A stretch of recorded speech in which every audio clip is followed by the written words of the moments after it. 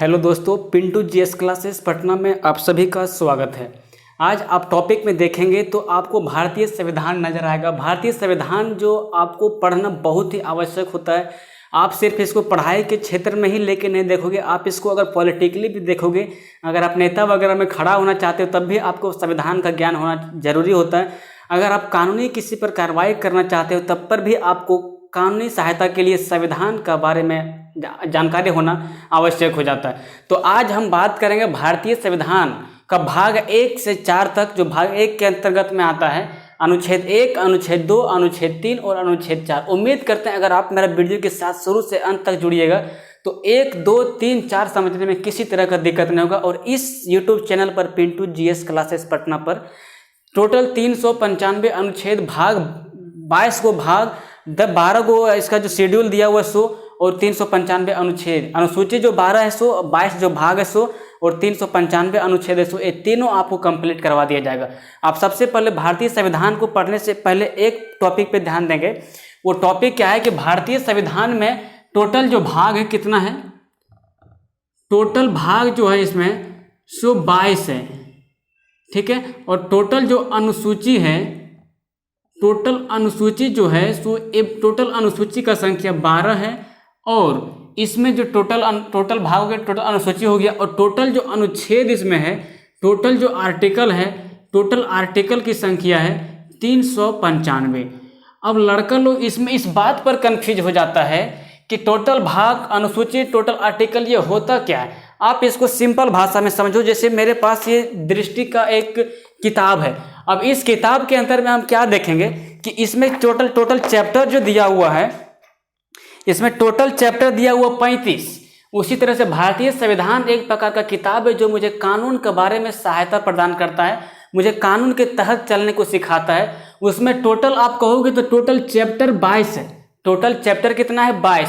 और उस total chapter के अंदर में टोटल अनुच्छेद कितना है, 395। जैसे इसमें चैप्टर 1 को आएगा तो भाग 1 कहेंगे, चैप्टर 2 आएगा तो भाग 2 कहेंगे, चैप्टर 3 आएगा तो उसको भाग 3 कहेंगे। और उसके अंदर कुछ न कुछ अनुच्छेद जुड़ा हुआ। अनुच्छेद क्या, जैसे इसमें हमको पहला खंड में देखने को मिल रहा है, क्या देखने को मिल रहा है, सबसे पहले आप देखेंगे तो प्राचीन भारतीय इतिहास के स्रोत एवं प्राग ऐतिहासिक काल। इसके अंदर में सबसे पहले देख रहे हैं इसका क्या भूमिका है, इसका क्या पुरातात्विक स्रोत से जानकारी मिलता है, क्या इसको अभिलेख से जानकारी मिलता है।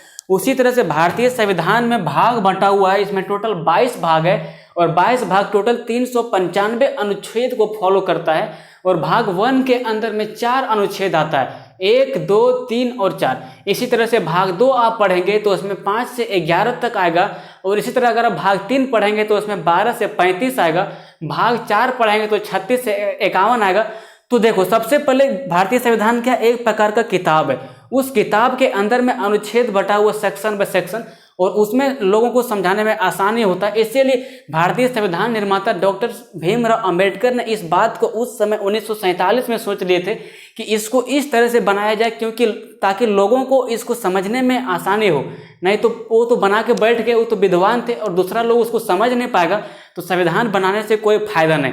तो संविधान में टोटल समझ लो 22 भाग जिसको बोलते हैं, वो 22 चैप्टर है। और उस चैप्टर के अंदर में 395 अनुच्छेद है।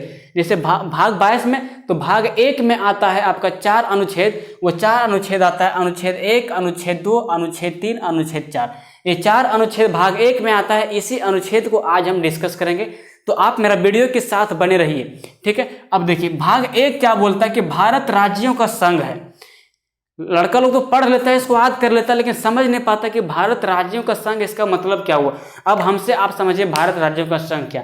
भारत राज्यों का संघ है मतलब भारत के जो छोटे छोटे स्टेट हैं, आंध्र प्रदेश, अरुणाचल प्रदेश, असम, बिहार, छत्तीसगढ़, गोवा, गुजरात, हरियाणा, हिमाचल प्रदेश, राजस्थान, झारखंड, सिक्किम, त्रिपुरा, ये सब जितने भी 28 स्टेट हैं इसका, और जितने भी केंद्र शासित प्रदेश हो उसका, ये सारे को मिला के जो एक पूरा देश बनता है, इसी को बोलते हैं अनुच्छेद 1 के अंदर कि भारत राज्यों का संघ है।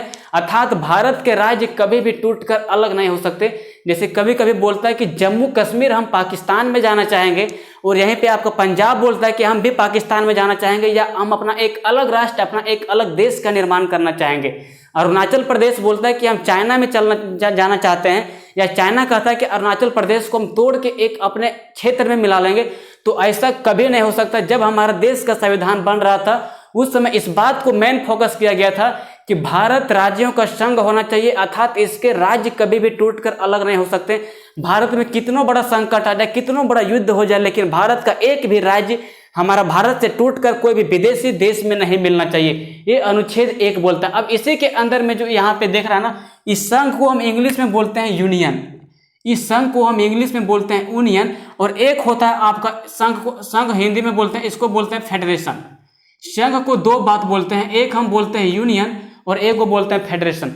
यूनियन उसको बोलते हैं जिसका राज्य कभी भी टूटकर अलग नहीं हो सकता, जिस देश का राज्य कभी भी टूटकर अलग नहीं हो सकता उसे हम यूनियन बोलते हैं, और जिस देश का राज्य टूटकर अलग हो सकता है उसे हम फेडरेशन बोलते हैं।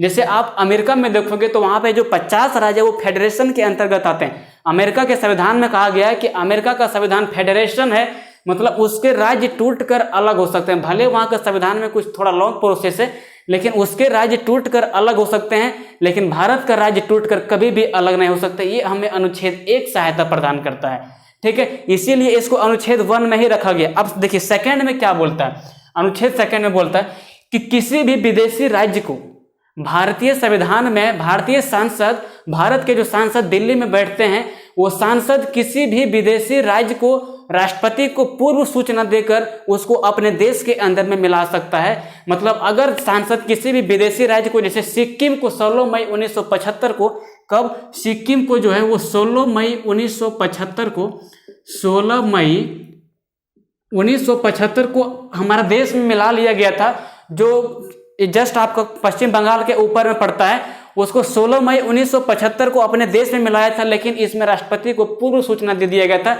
इसमें राष्ट्रपति का हस्ताक्षर नहीं भी हो तब पर भी वो विदेशी राज्य को अपने देश के अंदर में मिला सकता है। ये मुझे आर्टिकल 2 आजादी देता है। क्या देता है कि सांसद राष्ट्रपति को पूर्व सूचना देकर, राष्ट्रपति जो दिल्ली में बैठे हुए हैं उसको, और सांसद भी दिल्ली में बैठे हुए हैं उसको, सांसद राष्ट्रपति को पूर्व सूचना देकर किसी भी विदेशी राज्य को अपने देश के अंदर में मिला सकता है। जैसे कि 16 मई 1975 ईस्वी को सिक्किम राज्य को हमारे देश के अंदर मिला लिया गया था। ये मुझे आर्टिकल 2 मुझे सहायता देता है। अब देखिए आर्टिकल 3 क्या बोलता है। आर्टिकल 3 बोलता है कि जो भी विदेशी राज्य को मिलाया है या हमारे देश के अंदर में जो राज्य है उस राज्य को सांसद सीमा परिवर्तन कर सकता है। जैसे आप देखेंगे तो झारखंड को बिहार से अलग किया था, कब किया था, तो 15 नवंबर 2000 ईस्वी को। तो क्या किया था, पहले बिहार के अंतर्गत ही झारखंड को काउंट किया जाता था, लेकिन 15 नवंबर 2000 ईस्वी को बिहार से झारखंड को अलग कर दिया गया। ये किसके तहत हुआ, तो ये सांसद दिल्ली में किए थे, और इसको बिना राष्ट्रपति के अनुमति के द्वारा ही इसको कर सकता है। सिर्फ राष्ट्रपति हमारा देश का प्रधान होता है, हमारा देश का वो राजा होता है, इसीलिए उसको बोल दिया जाता है कि हम इस राज्य के सीमा को परिवर्तन करना चाहते हैं। ये मुझे आर्टिकल 3 आजादी देता है। इसमें राष्ट्रपति हस्ताक्षर करे या ना करे, हमारा देश का सांसद जो दिल्ली में बैठे हुए 545 सांसद, वो किसी भी राज्य के सीमा को परिवर्तन कर सकता है।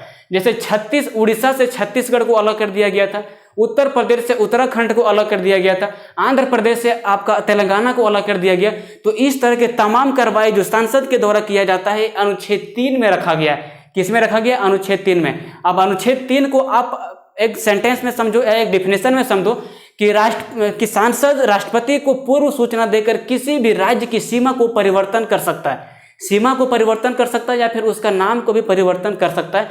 ये मुझे आर्टिकल 3 आजादी देता है। आर्टिकल 3 मतलब अनुच्छेद 3 भारतीय संविधान के भाग 1 में जो आर्टिकल 3 आता है वो आर्टिकल 3 मुझे इस बात की आजादी देता है कि सांसद किसी भी राज्य के सीमा को परिवर्तन कर सकता है या उसके नाम को बदल सकता है राष्ट्रपति के पूर्व सूचना के ही। मतलब राष्ट्रपति को सूचना देना पड़ेगा, लेकिन उसमें राष्ट्रपति सिग्नेचर करे या ना करे उस विधेयक में, लेकिन उस राज्य को एक नए राज्य में बदल सकता है और उसके सीमा को परिवर्तन कर सकता है। जैसे आप यूपी की सरकार को देखोगे, योगी आदित्यनाथ को, तो बहुत सारे राज्य के सीमा क्षेत्र को नामे बदल दिया। जैसे वो इलाहाबाद का नाम कर दिया प्रयागराज, अयोध्या का भी नाम कोई दिन में लगता है कोई चेंज कर देंगे।